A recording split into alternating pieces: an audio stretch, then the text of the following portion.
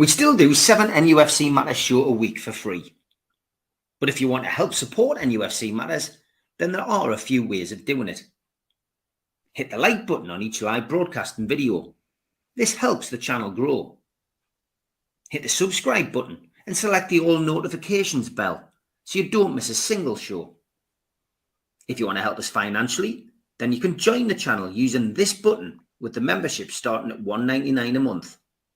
Or you can drop us a donation in the chat using a super sticker. We're also looking for sponsors. If you'd like your brand advertised on the flyers for the show and featured during the ad break, then email John at nufcmatters.com to arrange today.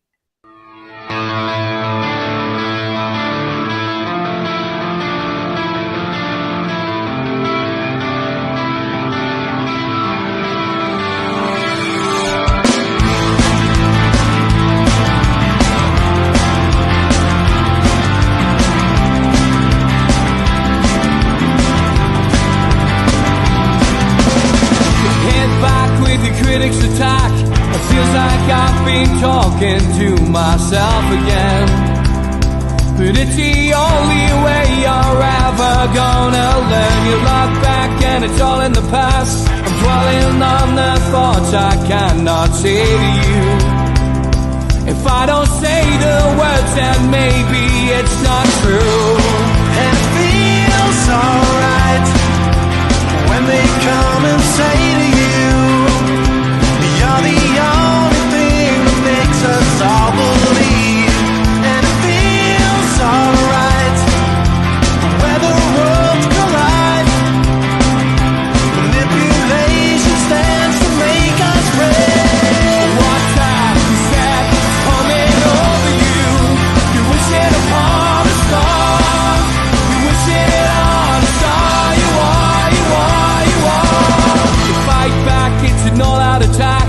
It feels like I've been taken on the world's machine. Because I want it more than anyone can dream. You look back and it's all in the past. You tell me how you live by all the things you do. Well, you can be yourself, but maybe I'm not you. And it feels alright when they come and say to you, you're the only thing that makes us all. Welcome to NUFC Matters and me, Allon, for the Allon Show. I've got a very, very special guest today, live from San Diego. Can we please welcome Warren Barton? Hey, Wal, how are you? How's the USA? Yeah, it's all good, my friend. Nice to speak to you. That intro is longer than some people's careers I've ever known. But yeah, it's I like it, mate. I like it. Life's good. Life's very good, my friend. I can't complain. Top class. Well, we've got Liverpool Football Club tonight at St James's Park. A lot of people are here saying the champions elect. They're in pole position in the Premier League. We seem as a club to have suffered more than most with the international break. What can you put your finger on it? Because beforehand, we had a great win against Chelsea in the Cup, good performances against Arsenal and Notts Forest, and pretty much so poor against West Ham. Why? I think, well, Joe, you've been in that situation where you're on a good run. I think we're still a team that needs momentum. We can't switch it on and off. We're not the elite teams yet that can go and just go away and then win games and then, you know, maybe not play particularly well for a few games, but keep grinding it out like City have done in the past, like Liverpool are doing. I thought they was excellent against Manchester City. So I think we're a team that are still trying to find our way. The first 3 or 4 games, we wasn't playing well, but we was winning. Then all of a sudden, we started playing well, but couldn't buy a result. You know, the Brighton one, I think it was 21 shots. So, you know, that type of thing is about momentum. And we were just starting to get that, like you said, with the results we've got. The West Ham one was a real blow. That's the first time, I think, in Eddie's reign where I was disappointed with the team, the effort. And I know everybody says, oh, they tried, but there wasn't enough desire to win a game when you wasn't particularly playing well. And then obviously you go on the back of that and then you go away from home and don't even have a shot on target and draw the game. And I said on social media, Joe, and you're probably the same, it felt like a defeat. We didn't deserve to win because I don't think we played Definitely. well again. But when you lose at that type of moment in a game at Palace, down at Selhurst Park, it's a nightmare to get out of as well for the fans that have travelled from 5, 6 o'clock in the morning then to get out of there. It just felt like a defeat. So we're a team that needs momentum, and going into the international break, as you rightly said, great result in the cup. Then we get a good cup draw against Brentford at home, which will be tough. But you know as well as I do up there, we should be winning them games at home. Then all of a sudden you find yourself in a semi-final, and then you pick a few results up at home and get a good result against West Ham, and you're starting to look into European spots. But yeah, I just think we're a team that's still, Eddie's trying to find his best midfield. I think we miss Isaac when he's not around, because he's like you was, not as good looking as you, but not as he's a bit more prolific, but he's a good player, and we miss him a little bit when he's not around, because scoring goals is the hardest thing to do. Definitely. Well, I'm going to face the elephant in the room straight away. I had Nash on the other day, Lee Clark, our very good friend, and he said that Bruno, he shows bravery in a way where it's not putting your head in the way and getting fouled. It's not doing that side of bravery. The bravery is by accepting the ball. I mean, he's the most fouled midfield player in the Premier League. Now, the elephant I'm on about is him playing with Sandro Tonali. Now, Lee turned around, and I thought it was a brilliant point. They have to work out for themselves as pros how to play with each other. And the stats are there that when they've played together, we haven't won. What's your thoughts on that? Yeah, I would have been interested to ask Lee, does he think Bruno's a holding midfield player? Because I agree with Rob Lee that done a piece in the Chronicle. I don't think Bruno's a natural number 6. A natural ball winner, gets it player. I think he wants the ball. He's brave enough and he's good enough to receive the ball back to play when people are around him. And it's one of the most difficult positions to play as a 6 when you're picking it up and keep things ticking over. I think they would play better with a true 6 and have the Italian Stalin and the Brazilian Bruno pushing on, so they can influence the game higher up the field. Yeah, and it goes back to that debate as well with like Frank Lampard and Steven Gerrard. These two players are not at that level, but they're not far behind. But players should be able to work it out. Lee Clark did it with Rob Lee. Lee Clark was never a holding midfield player when I first come to the club and played against him, but he adjusted Nash. He worked it out with Rob Lee that Rob Lee would push on, Peter Beardsley would be pushing on, and he was quite happy to adjust his game. And then vice versa, when Rob Lee got older with Gary Speed, Rob Lee dropped in, changed his game, let Gary push on, and Rob would pick up the ball and play that number 6 position. But I just feel at the moment at their age, Bruno and Tonali, that they're more offensive minded and want to go forward. And that's maybe why we're not creating enough chances with Bruno in the final third, where he can find that little pass for Isaac or Gordon to have a shot on target and create opportunities. I would be looking in the transfer window for a really good number 6 that can let them get on with it, and I'll deal with it.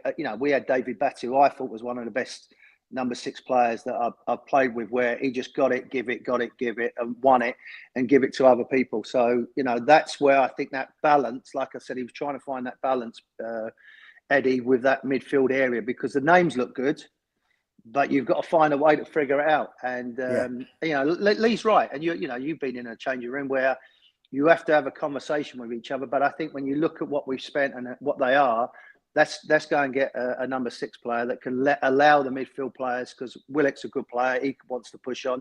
Joe Linton's more effective further up the field. So we've just got to get that balance. And like I said, we're a team that we thrive on momentum. We're not quite at that elite level where you can just figure it out and figure games out game by game and win games. We're not quite there yet. Well, you were the most costliest fullback in the country, and rightly so. Quality in abundance. That's not what you fucking said 25 years ago. But you were playing for Maidstone then. Exactly. No, but you were quality, pal. So the 2 fullbacks that we've got, they both played for England in their last fixture at Wembley. Started the game in Livramento and Lewis Hall. Do you think that they're the real deal? Because let's face it, they did come with a combined cost of about 50 million quid. I mean, it begs the difference with Trippier, because if I remember rightly, this time last year, he was the best fullback that we've ever had, and great. So maybe, Kieran's had a few issues on and off the field, and the young players have come in and cemented. I still think they need to, and I was guilty of this, and me and John Beresford was the same, as like being better defenders in the end. But the game has changed. You don't really have to defend now. You know, there's not a sense of that desire of a Stuart Pearce or someone throwing yourself in front of the ball. It's sort of materialised that you're a winger come fullback, and you're judged on how many times you cross the ball. And KK was like that with me and Bez. You know, he was the first one really that I had as a coach that said, I want you both to go forward. Normally it was like, and you know, Joe, if the left goes, the right comes round in the middle of the field. And if the right goes on, but he's no, I want you both on. I want my wingers on, and I'll leave my two centre halves and Davy Batty or Lee Clark to nullify that. And you're both good athletes and get back as quick as you can. So, you know, that was that time. I think they're good players. I still think they've got a lot to learn. But as I said, as players and young players, to be in the England setup so regular, and they've both got pace. They're both comfortable on the ball. I just, you know, a little bit more of that defending art, but it's not an art anymore. You don't really have to get away with it. So, yeah, I think they're really good players. I'm still convinced to be that top Stuart Pearce, that sort of player that we want to have, but they're not a million miles away. They're good players. And what I like about them, Joe, from what I gather in the club, they're good kids. They get on well together. One of them's a local boy and wants to do well week in, week out. So that always is nice. But yeah, there's certain areas of the game. But Eddie's great with young players. So I think Eddie will bring them on abundance in the next 6 months, 18 months. You've had some charismatic and brilliant captains in your career, Wal.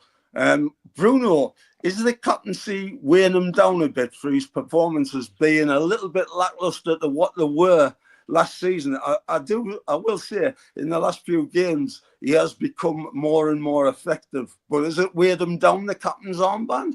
I think maybe initially it does, Joe, because when Allon was injured, I was captain for about 6-7 months, and I was okay because I was a lot older. I was probably 27, 28 when I got the armband at Newcastle for that time. And it's not just going to shake the referee's hand and flicking a coin. It's the stuff afterwards. It's the looking after the players. But you know, and Steve and everybody on this channel knows that I was very much a team player off the field. You know, I was the entertainment manager. I was making sure if young players come in, they was looked after. We go out for dinners with the wives, bring everybody. So that was part of me being a captain. I was actually a captain at Wimbledon. I was a captain at Newcastle Derby. So all the teams I've been at, I was a captain. But it does come with a lot more responsibility off the field, and maybe that's something. And again, you know, maybe English is not his first language as well, so maybe that can come inside. Because, you know, when Bobby or Kevin or Kenny Dalglish, if we had to do something for the community, I would be the one that would have to go around and get everybody together and to do that. So, and he's got a young family and everything else. So yeah, maybe initially that responsibility, and it's okay saying I want it and kissing my shirt and all that, which I'm a little bit bored with that. You know, that's great, and fighting and fighting, that's good, but do it, like you said, consistently now. That's what a captain does. You know, Allon did it 8 out of 10 every single week. Rob Lee did it. Peter Beardsley was 9 out of 10 every week. So the captains that I've had are that level. And it does initially take a little bit out of you off the field rather than on the field as well. But rather than shouting and ranting and raving, go and be the leader and go and be a player like that, because he's definitely a top-class player. Yeah, it's a great point. Isaac up front, I mean, there's been murmurings about him having a hip injury for tonight's match. Well, I mean, he's going to be decisive in us getting result, being fit tonight. Saying that he's going to play, Liverpool, I've said, they're in pole position. You know, there's people paying them out, believe it or not, and some of the bookies in the country have got them way odds on. I mean, I can ask you this question. I know you're sick of hearing it probably, but a team that's that far ahead on points has never lost the league, blah, blah, blah, all that. I mean, do you think they are champions elect, and how important is Isaac to be playing in our starting 11 tonight? Well, I'll answer the first one, Joe. I think, you know, they are odds-on favourites. And the reason I say we lost 12 points clear, United had a game in hand, so in theory it was 9, and then the Cantona goal killed us, really. That's what took us off the rail in the season 95-96 season. they've had people that's won it. Like the keeper's won before. Trent Alexander just won the Premier League. Van Dijk's won the league. Robinson's won it. There's enough players in that locker room that have won it. We only really had Peter Beardsley that had won it, and it was all new to us. So that's the reason, and particularly their maturity and their performance, that they played in midweek. But you know as well as I do, it would be springtime where it really hits home. You get through the busy Christmas time, then you're getting big Champions League games, semi-finals, quarter-finals, cup finals that they might be playing in. So there's still a long way to go. But what is so alarming is how far Man City are off from what they used, which is good. It's become monotonous. We liked it when United stumbled, and they're still trying to find their way, Manchester United. So from that point of view, to see them suffer, and Pep now to see how he's going to adjust. And but yeah, I think they're favourites to do it, and the difference they've had a lot of players that have won it, and we never. Isaac to us will make us either get into European football or we'll be mid-table. If he's not fit on a regular basis, because we can't always rely on Wilson, who I'm a big fan of, but I would in the summer, Joe, and you've worn the number 9 shirt, I would say to Isaac, because there's a lot of speculation about him leaving, I'd build a team around him and say, you're going to have the number 9. We did it with Les. Kevin took the number 9 off of him and give it to Allon because Allon wanted it. I'd give it to Isaac and say, you're the number 9. It's such a big, prestigious number to wear for Newcastle, and build around him and make him feel like the club is going to go places and challenge. Because if you don't, there's a lot of interest of him, whether it's Arsenal or PSG and other teams that are interested in him. So we've got to make sure that we get him. And it is the difference, between us finishing European football, Champions League. I think we're being very optimistic to say that. But, if we get him fit and firing on all cylinders, we can definitely challenge. And again, we might even get to another cup final and this time win it, because it's been a long time.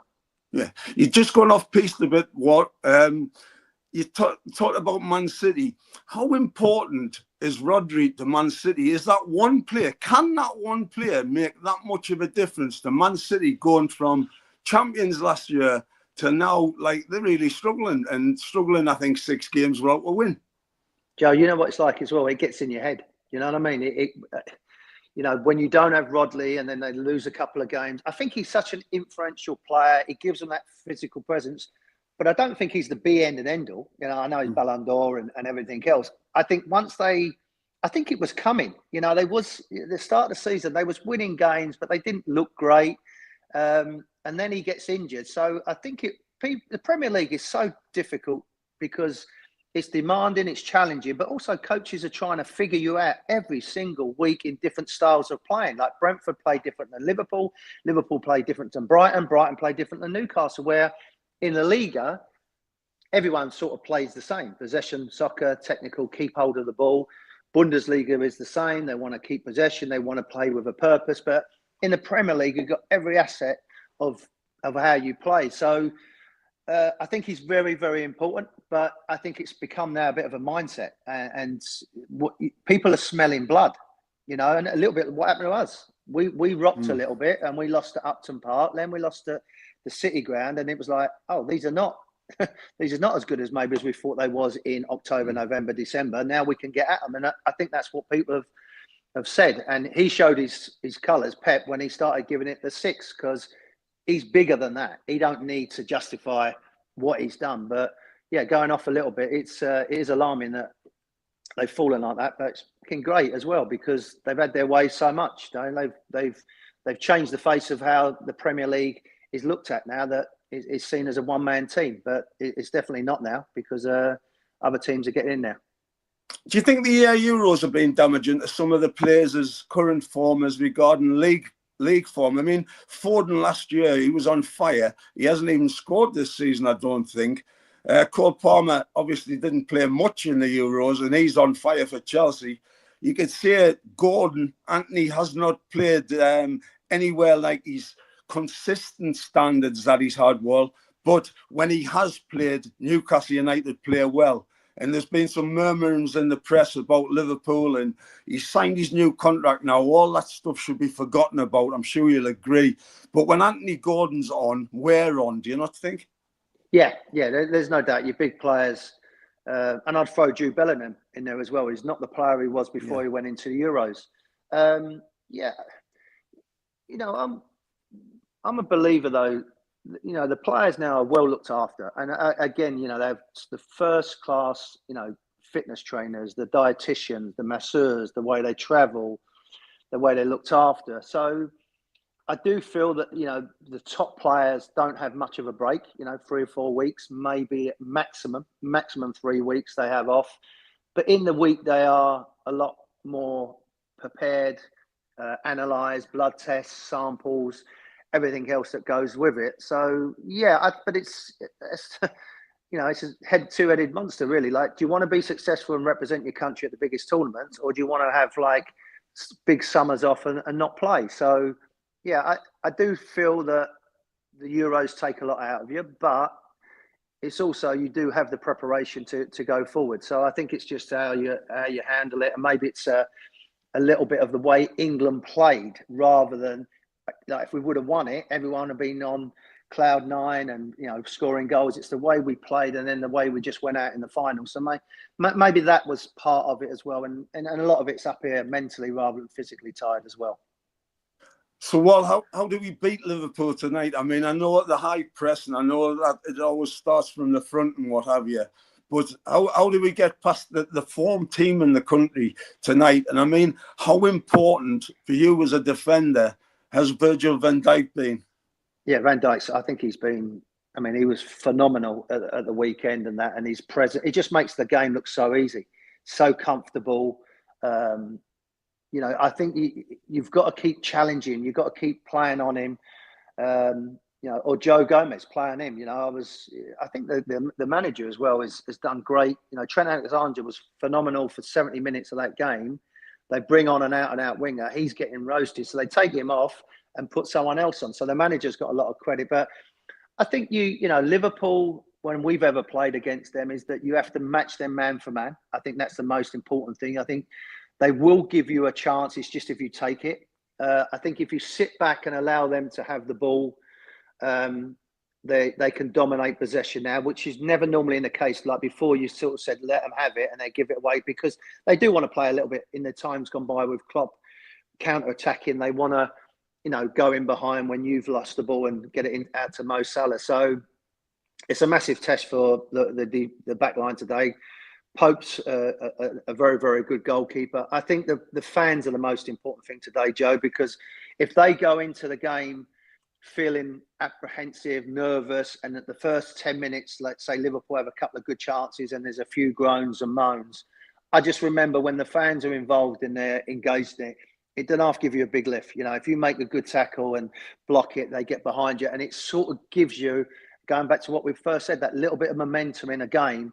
And we did that against Arsenal, who come flying in there. So you've got to hope they have an off day at the moment. But I do think you can get at them. I do think, Trent will want to come forward if he plays. And if Gordon or Joe Linton plays out there, you can use that. But we've got to be perfect defensively and midfield areas, because they're an outstanding team. And I think every player, not Van Dijk and Mo Salah, but a lot of them are playing at their peak at the moment. And that's another thing as well. Like Guy said, they can win it, but you've got to keep that going right the way through. But it's a big game for us tonight, but it's a big game for our fans as well, because we can all feel it. As I said, after the Palace performance, particularly after the West Ham performance at home, but we have great nights under the lights. It's always a special atmosphere. So, and Liverpool, I think we've always got fans, fans that want to go and watch that game. So we'll be looking forward to it. You know how important it is, Walter, to get the fans on your side straight away. Sometimes just the tackle, closing down, showing that little bit of will, and getting the crowd not flat like they have been against West Ham, which, was an awful performance. But we made West Ham look like Real Madrid at times, and everything that you pick up with their managers under threat of losing his job, So who would you start with tonight, and Wal? Would it be a similar team to what played on Saturday against Palace? Yeah, obviously if Isaac is fit, Joe Linton, get Gordon maybe against Robinson, and then have your midfield players. Tonali to start? Yeah, I would do. I think he's a big-time player. I think it's a big game, and it's an important game for us. It's an important game for Eddie.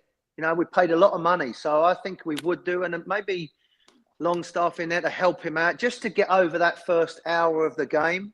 I think at the moment, the back line, you know, Burns has been excellent. You know, I'm pleased for him because he's a great lad, you know, and he took a bit of stick last season, but I think he's proved his worth. So we've just got to defend great.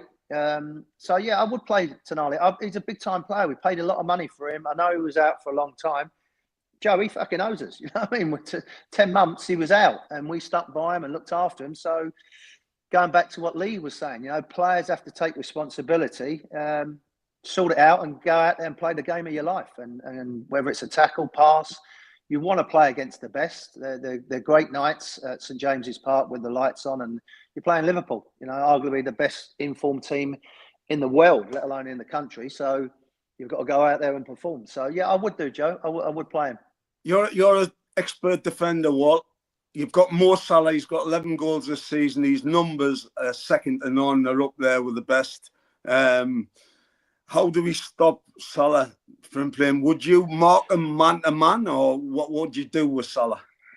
I'd do what Sergio Ramos would do. I can pull him over and pull his arm out. That seems to work. That's a good start. That's a good way of doing it. He didn't do much in the Champions League. You can't give him space, and as easy as it said, you can't keep showing him inside. So you've got to double up with him. I would give myself, because, you know, I would give myself at least 3 or 4 yards to back up, and I would actually let him have it and spray balls around and let him change his game slightly, because I think if you go tight, he can go in behind. I think he's good enough with his feet if he can get in there. You just try and stop the service, but Van Dijk loves hitting that diagonal ball over your head, and as a fullback, as soon as he hits it, Salah's already off. You've just got to make a run to block the goal off and let him have it, because as soon as he gets momentum, he's a dangerous player. But yeah, I'd try and get as close as I could to him earlier. I'd be talking to Joe Linton a lot, you know, trying to help him block the ball off to his feet. So if it is a race, I'd try and make it in there. But he's a world-class player. He's a top-class player, and you know, he's difficult to mark. But yeah, I would try the Sergio Ramos thing works. If that doesn't, fucking back off and show him inside. Fabulous first half, Wal. We're going to get some messages and come back in the second half. Thank you so much. A big thanks to all our sponsors, Skips and Bins. Find them at their website, skipsandbins.com. Contact them, www.skipsandbins.com/contact. Say hello to low-cost waste disposal with pay-as-you-go and contract waste management. A big thanks to Mr. Vicky's Sauces, handmade in Cumbria. You can find them at their website, mrvickies.co.uk. Email info@mrvickies.co.uk. Telephone 01768 210 102. A big thanks to United Group Travel, who are our fanzine sponsors. There are no strangers on our tours, just friends you haven't met yet. 2 crew driver and courier, a local family company, 3-star plus quality hotels and no interchanges. All excursions included. Website is www.unitedgrouptravel.com. Email beverly.ugtl@gmail.com. Telephone 01670 632 460 or mobile 0791 666 4174. They are the Travel and Tourism Award winners 2024. A big thanks to Media Arts for all the technical side of things. You can find them at media-arts.co.uk. And a big thanks to Sport Social. You can find them at sport-social.co.uk, where we are now available as an audio podcast. You can also find us on iTunes, Spotify, and other podcast providers. If you want to help the channel, then please hit the subscribe button under this video today. Hit the thumb up to like the channel and click share to share to your other social media. We've got a few events coming up in the run-up to Christmas and after New Year. The NUFC Matters Christmas party takes place at Tyneside Irish Centre in aid of Newcastle's Cat and Dog Shelter. Tickets are £10 from newcastlelegends.com. The event takes place Saturday the 28th of December, 7 to 11, and our special guests are Nobby Solano and Joe Allon. The Long Sands will be at the Clooney in aid of the Newcastle Cat and Dog Shelter. Tickets are from the Clooney themselves or newcastlelegends.com, and tickets are priced at £15. Peter Beardsley will be at the Irish Centre, and that is on the 10th of January.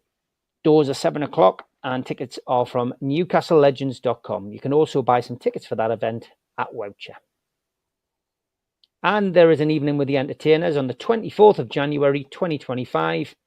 Box office is 0191 243 1171, or the website Tyne Theatre and Opera House.uk for tickets.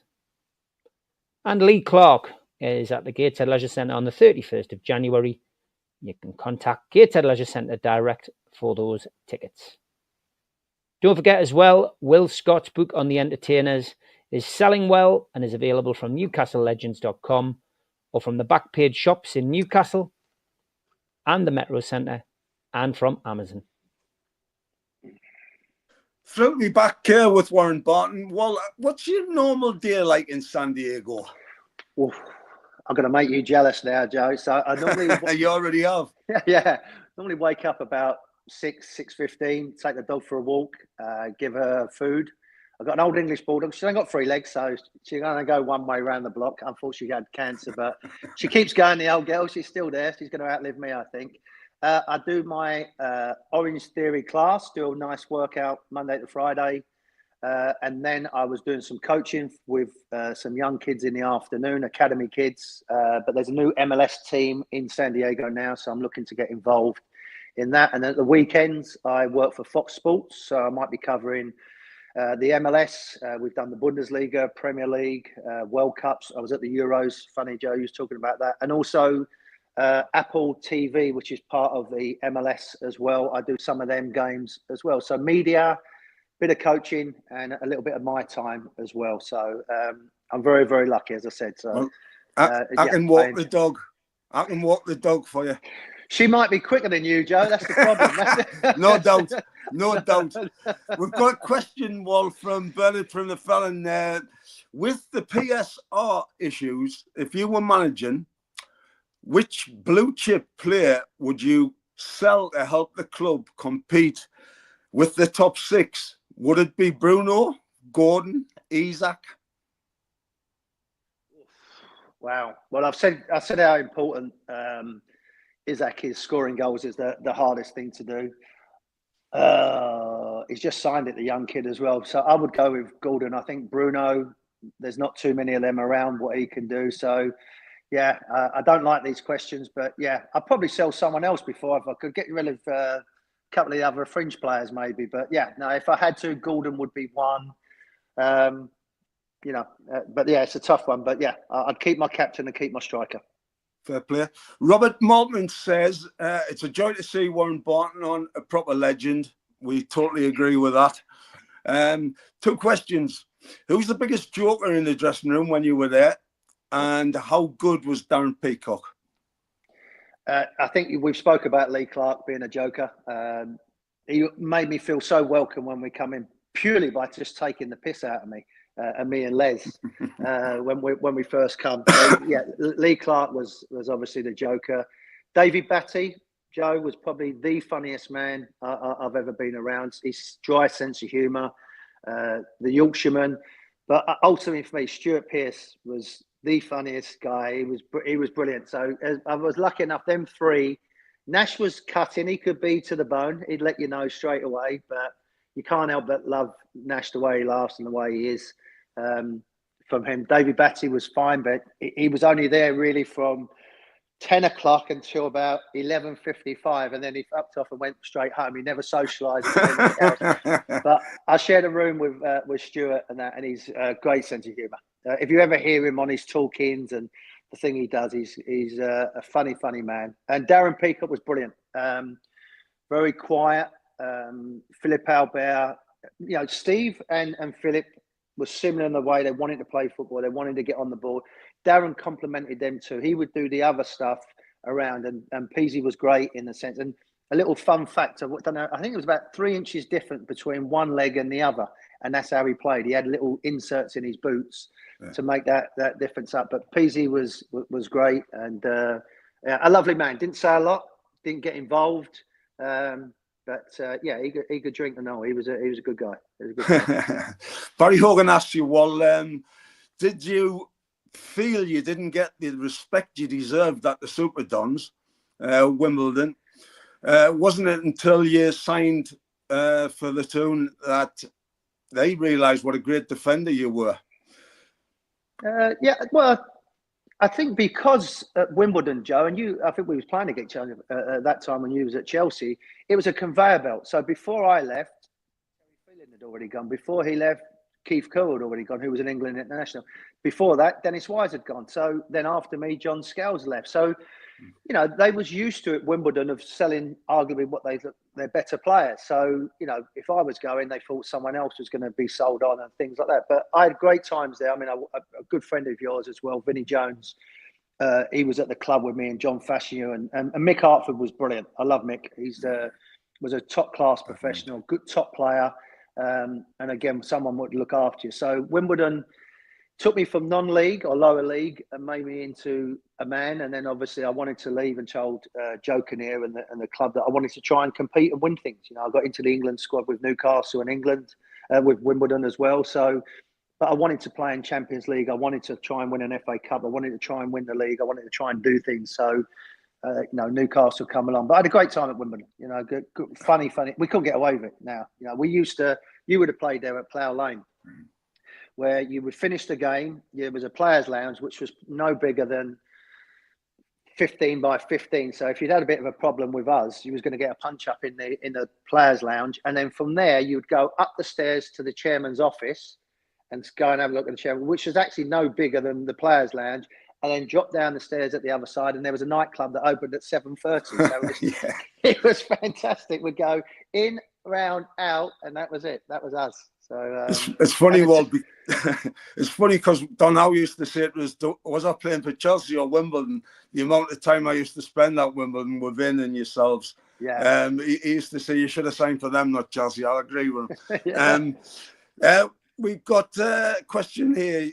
Does Warren think that the players we have at our disposal and a change from 4-3-3 would suit us better in the long term? I always think, Joe, you have to be careful trying to change formations. And one thing I did say to Eddie when I see him in Philadelphia, and this was got in the Champions League, everything was doing great. I said, never deviate from what you do, because we deviated. When we was trying to find a way, Tino come in, Peter was having a great time with Les up front. We pushed Rob Lee up a little bit on the right hand. We started losing our shape. And again, momentum's a big thing. So I'd be careful that you don't change it too much. I think the 4 at the back suits us to play like that. I know you're always trying to find a way. I think we have got players to do that. Barnes on one side, Gordon on the other, Isaac down the middle, and maybe Joe Linton in and around him. But so you can do that, or Tonali or whoever in around. You can do that. But I just think we'd have to be careful to do that. You've got to work on it. And Eddie's always been quite cemented with that. So, I'm not saying don't do it, but I wouldn't do it on a regular basis, because I think then you start giving doubt to your own players.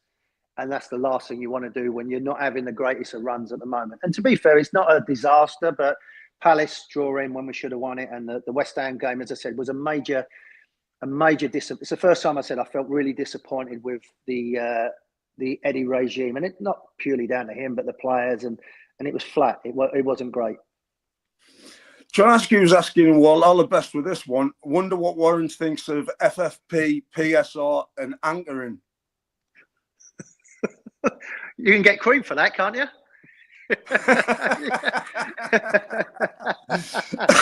Great stuff. Just on the entertainers one, do you speaking to the lads there? Quite often there's a big do that Steve's putting on for the entertainers. Do you keep in touch with a lot of the lads? Yeah, I mean, me and Lee, particularly on Instagram, we message each other quite a bit. Rob Lee, Al, Shay, I do the same. Shaka Hislop, who I keep in contact. Always when I go back to England, I see Les. Janola, David, not as often as I like. I love John Beresford. I see Philip Albert when we was in the Euros. I've not seen Philip for 15, 20 years, and he was working for Belgium TV. And Joe, it was like we'd never been away. You know, Philip's a great guy as well. But yeah, I haven't had the pleasure. Steve Howie, I've seen. Yeah, so, you know, although we failed, we didn't win anything, and it still kills us every single morning waking up that we didn't win a trophy, not for us, but for the city and for the fans. But it was a special time. You know, the Quayside was buzzing, the city was buzzing, the Grandad Collars that we had, the players that we had. Obviously, I keep involved with Keith Gillespie. I do some podcasts with Keith as well, who I got on well with, and just special times. You know, we lost some great people, Pavel and Gary, obviously, that we've lost. And, you know, it was a unique time to be around. And, you know, I got to know you as well, and Steve, and people like Stevie Burns as well that I've become good friends with. So, you know, it was a big part of my life living in Newcastle and playing for them. And I loved every minute of it. And we do keep in contact. And as I said, we failed, but we had a bloody good go trying to get it. And we get on well with a lot of people as well. We have that special bond. John Beresford, I love him. You know, he's such a lovely fellow, and you know, every time I see him, and you know, players that maybe, you know, wasn't at the club a long time, but you're still friends with. You know, John Dale Thomason, I you know, touched base with him a little bit because Joe, I was, you know, as I said, I was more looking after players behind the scene. They would come to me if they're probably like Nobby. I love Nobby. I mean, we shouldn't have done it, but we was at the cup final the other year when we lost against Man United, and we was fucking laughing for another 45 minutes after the game about us, about certain things that have happened, and special relationships. You know, good friends, and you know, as I said, we loved every minute of it because we realised, and you do it, and Gazza knew it, and you know, Peter, Chrissy Waddle, how special that football club is, and it's special because of the fans and the people. And like you said, if you show to them that you respect them and you love playing for them, they will give you everything. And they made me, my family, and everybody so welcome. And you know, Joe, I had ups and downs, and you know, a little bit of criticism here and there. But at the end of the day, they respect because I never hid. I didn't have the Janola's ability or Peter Beardsley or Alan Shearer's ability, but I fucking tried, and I knew how lucky I was. And you know, that's why it's so special to have that contact with all the people that are around the club. One thing's for certain, well, you never let anybody down, mate. Trust me. Yeah. Just want to mention when we're talking about absent friends and that, obviously very, very special in your life, the sad passing of Joe Kinnear, you know. He was manager of both of your clubs, Newcastle United and Wimbledon. How much did Joe influence your career? Yeah, Joe was ideal for Wimbledon. He was magnificent. You know, the way he was the first one to do cool downs, in the sense of we would go to the David Lloyd, which is right near our training ground. We would meet at 10, and then no one could leave the bar until 5 o'clock. He was there making sure that our spirit, he knew we didn't have the ability. He knew we didn't have the skill, but that togetherness and spirit with leaders like Fash, Mickey, Hartford, Vinny, people like that in the club that he look after. He was great with me. And we always knew once he did that, Joe, as a coach, he was talking like I'd go in and see him in his office. And as soon as he would start lying because he'd say, no one's coming for you. No one wants to buy you. I said, Joe, I've just been on the fucking phone to Kenny Dalglish. He's made an offer. But Wimbledon, Newcastle is totally different. And I always feel, and I said it to Joe, and I don't want to speak about anything behind a dead man, is that he should have picked up the phone to me, not when he started getting criticism, not when people started having a go at me. He should have said, Warren, go out for what's the club like? It's not Wimbledon, it's not Nottingham Forest, it's not Luton Town, it's Newcastle, and you're going up there with Ashley Dennis Wise, so you better make sure you hit the ground running. And at Wimbledon, you could get away with the things he was doing because we would look after him. You know, he was our Mike Bassett, if you like. We would do anything for him and look after him. At Newcastle, he couldn't get away with the players that he was trying to say. And, obviously then the pronunciation with players, and then he lost his rag and his vocabulary wasn't great. You know what I mean? So you know, that was the only thing. But Joe, you would have loved him because he would give you everything, and he was honest, and he'd take the piss out of you, but you'd do anything for him. But unfortunately, when he went up there, it was a different ball game, and he didn't have that same togetherness with the players. And as I said, it was only afterwards when he started throwing my name around and saying that. I was like, fucking hell, Joe, if you'd asked me 6 months ago, don't do this, don't do that, do this, do that, you might have half a chance. Because one thing he could do, Joe, he could get the best out of players, and he could get them if he knew how to manage the players up there. But you can't, you know, you can't start effing and blinding at players. It doesn't work anymore. You can't do that. No. I'm glad this question's for you, not me, Wal. Who would have won the fight? Big Mick, Jack Palance, Mick Harford, or Vincent Peter Jones? There wouldn't have been one because Vinny knew he wouldn't go to Mickey Hartford. As soon as them eyes start rolling, oh, Jack, you get out of there. It's the Wild West. Mick can look after himself. So as much as I love Vinny, and Vinny can look after himself as well, there's always someone, my mum always said, there's someone richer, better looking, stronger than you. Vinny knows that Mick could look after himself. But I'm not going to argue with that, Wal. No. Who's the best player you played against, Wal? Against? I would have said Saddam when we played against him when he was at Juventus. The real Ronaldo when I was with England, and we played against we played against him there. Giggs, week in, week out, season in, season out. Ryan Giggs. I mean, he was in a great team as well. And you always forget, you know, Bergkamp was a player, and Henry. For that 3 years, he was unplayable, Thierry Henry. Quick story was, I played against him when he was at Monaco, and I was playing midfield, and Watto was right back. And he knocked it past me, and I was on back just inside their final third of their half. He knocked it past me, and Watto was on the halfway line. He knocked it past Watto, and he outdone Watto from his own 18-yard box to our 18-yard box, and Watto was on the halfway line. He was flying. So we played against him against Monaco, swapped shirts, and then we was at Highbury, and they was flying at the time, and just before the Invincibles, they was going, and he always loved to drift over to the left-hand side. It was about 5 minutes into the game, and for some reason he just called me Mr. Newcastle because he played, and he just say, he probably didn't know my name, so he just used to call me Mr. Newcastle.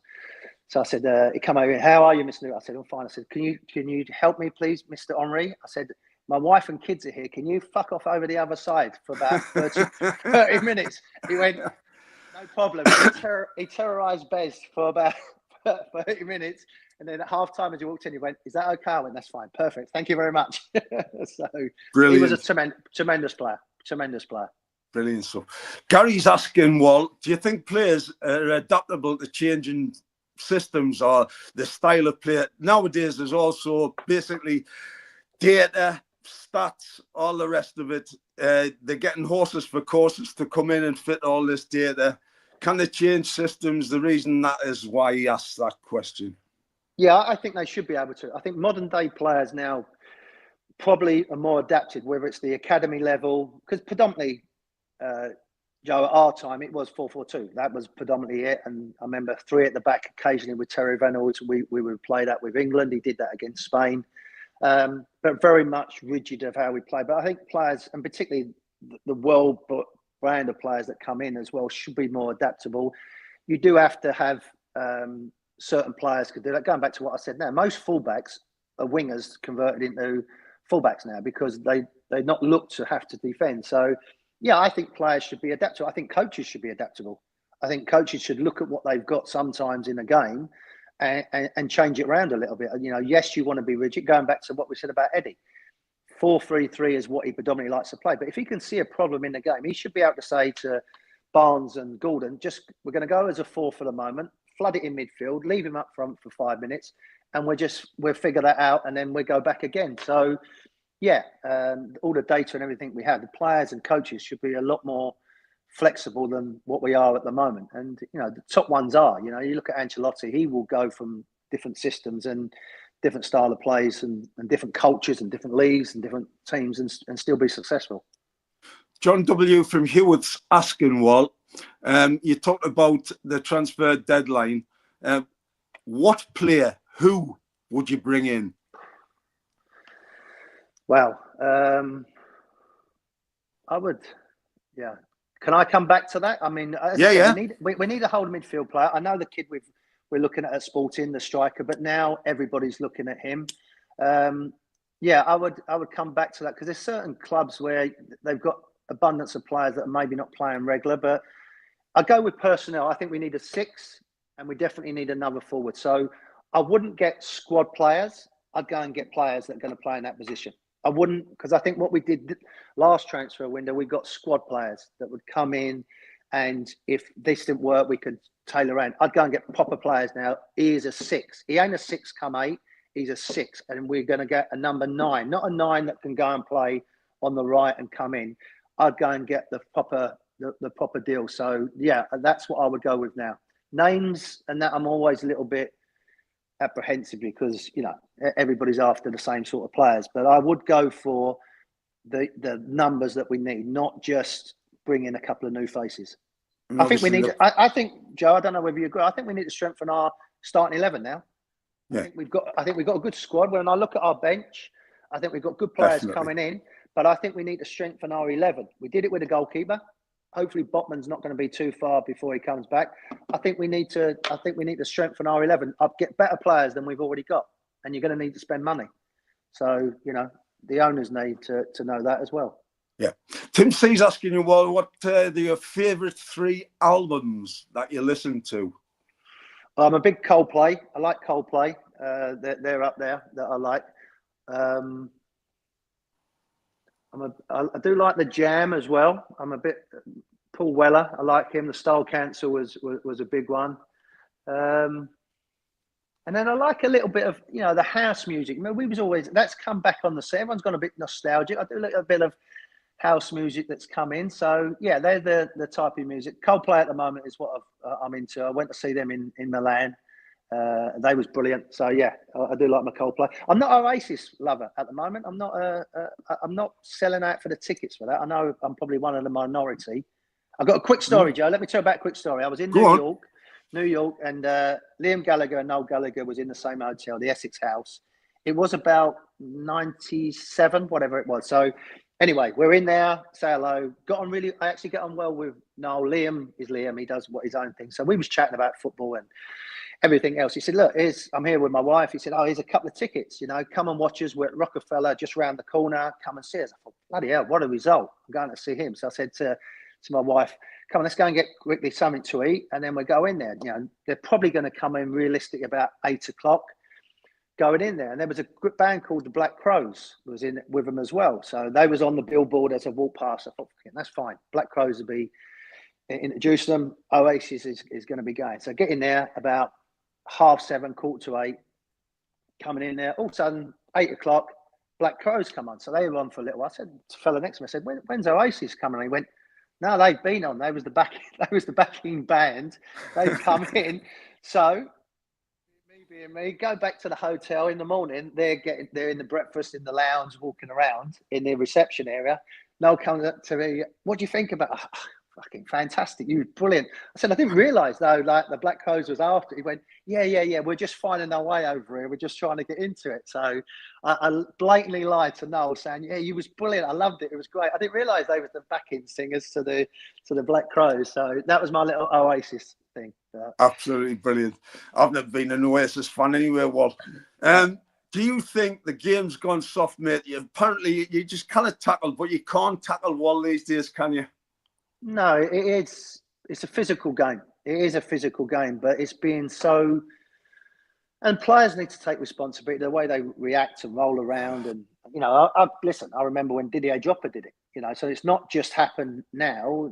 Didier Drogba, as big as he is, he would get touch and roll around. So, yeah, it's part of, and also it's part of our game. The British Premier League is a physical league. It's a demanding league. It's a hard league to play in.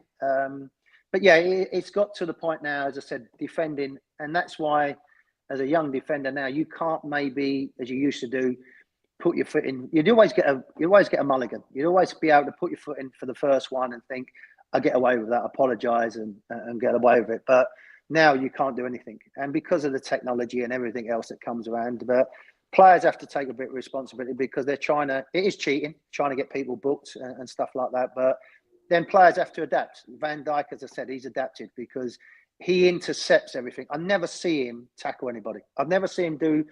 The kid did the tackle against Mbappe when he come through, got the ball and got him, and you could hear the stadium roar. It's the biggest cheer of the night, let alone the goals when they did that in the Champions League for Liverpool. But Van Dijk will intercept everything, and I think that's what makes him.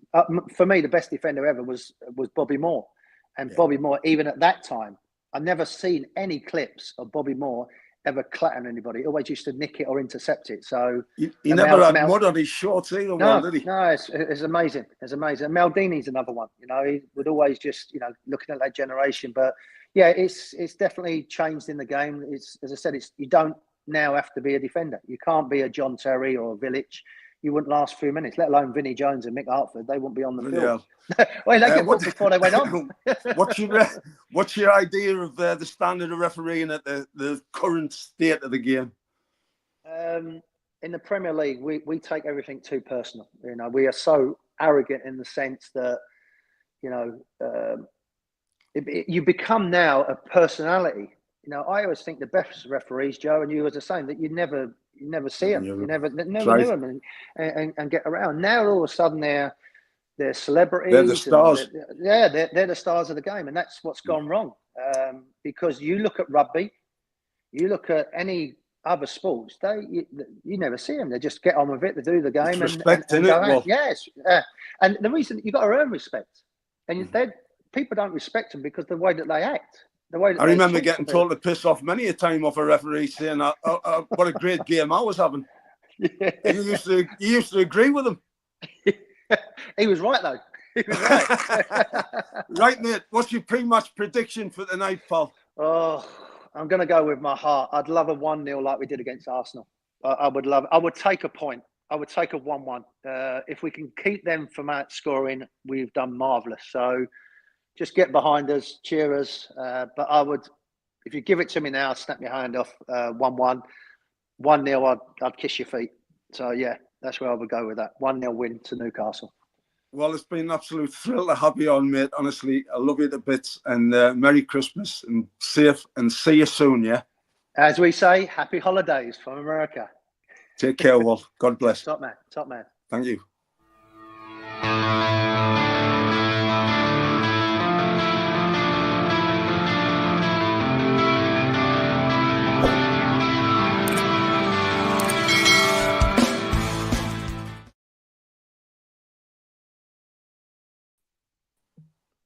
Well done, mate. Different class, Wall. Pleasure. Anytime, Joe. Anytime. Say goodbye.